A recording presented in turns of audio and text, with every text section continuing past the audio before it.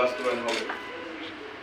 তো আমার কাছে মনে হচ্ছে যে আমরা যেটা ওয়ান হাউস ওয়ান মিডিয়া যে প্ল্যানের কথা উনি বলছেন, আপনারা ইতিমধ্যে দেখেছেন যে অনেক পত্রিকা বা অনেক জায়গা থেকে এই জিনিসগুলো নিয়ে অনেক প্রতিবাদ আসতেছে।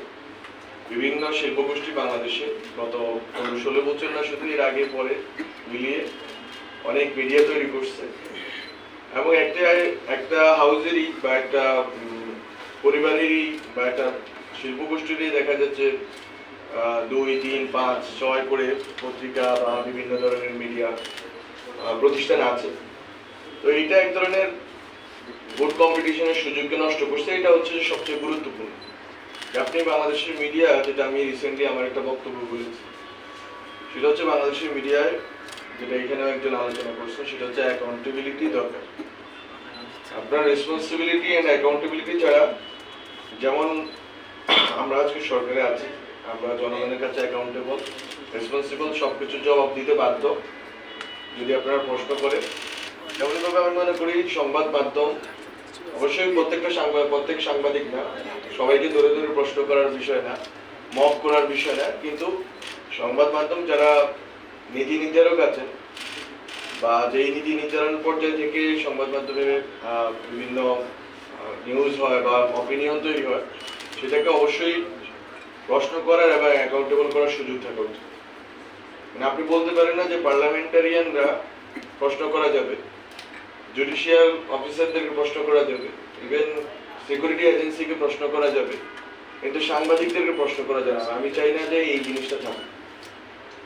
এইখানে আলোচনা আমি মনে করি যে এটা আমাদের সেকেন্ড ইস্যু, যে আমরা যদি মালিকানার প্রশ্নটা সমাধান করতে পারি, সেটা আমি মনে করি যে অনেক বেশি জটিল একটা প্রক্রিয়া। কারণ যেই মিডিয়া কমিশনে যেভাবে বলা আছে, সেটা একটা দীর্ঘ সময় লাগবে, একটা সময় দিতে হবে মার্জারের জন্য অথবা একটা ছেড়ে আরেকটাকে এটা বিক্রি করে দেওয়ার জন্য। আমি মনে করি যেটা একটা দীর্ঘ প্রক্রিয়া। কিন্তু যদি আমরা যেটা করা যাবে সেটা হচ্ছে, আমরা সাংবাদিকদের জন্য যে সুরক্ষা আইনের প্রস্তাব করা আছে, আমরা মনে করি এটা ডুয়েবল। এখানে এই আইনের কয়েকটা ধারা আমার কাছে মনে হয়েছে, এবং আমাদের যারা এখানে পর্যালোচনা করছি, যে আমাদের কাছে মনে হয়েছে যে কিছু কিছু ধারাতে আরো বেশি আমাদের কমিশনের সাথে একটু বসা দরকার। আমাদের লেজিসলেটিভ বিভাগ আছে একটা সরকারের, ওখানে পাঠানো দরকার, ওদেরকে পাঠিয়ে দেখা দরকার এখানে কোনো লিগ্যাল লুপহোলস আছে কিনা। আমরা এতটুকু করার জন্য অপেক্ষা আছি।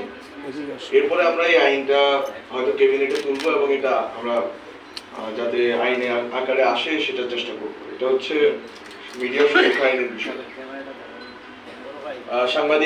সাংবাদিকতা সুরক্ষা আইন, নট সাংবাদিক সুরক্ষা। আর আরেকটা বিষয় যেটা আছে যে এখানে একটি প্রস্তাব আছে যে 3টি প্রতিষ্ঠানকে একসাথ করা এবং এটা স্বায়ত্তশাসন। আজকেও হাইকোর্টে মামলার হিয়ারিং চলতেছে। এটা অনেক আগে মানবাধিকার সংগঠন ওনারা একটা মামলা করেছেন টিভি এবং রেডিও স্বায়ত্তশাসন নিয়ে। এখন বাংলাদেশে বিদ্যমান বাস্তবতা, 1990 সালের গণঅভ্যুত্থানের সময় যেই বাস্তবতা ছিল, তখন বাংলাদেশে বিটিভি ছিল, তখন বোধহয় অন্য কোনো টিভি চালু হয়নি। পুরো 98-99 গিয়ে হয়তো এই টিভি চালু হয়েছে।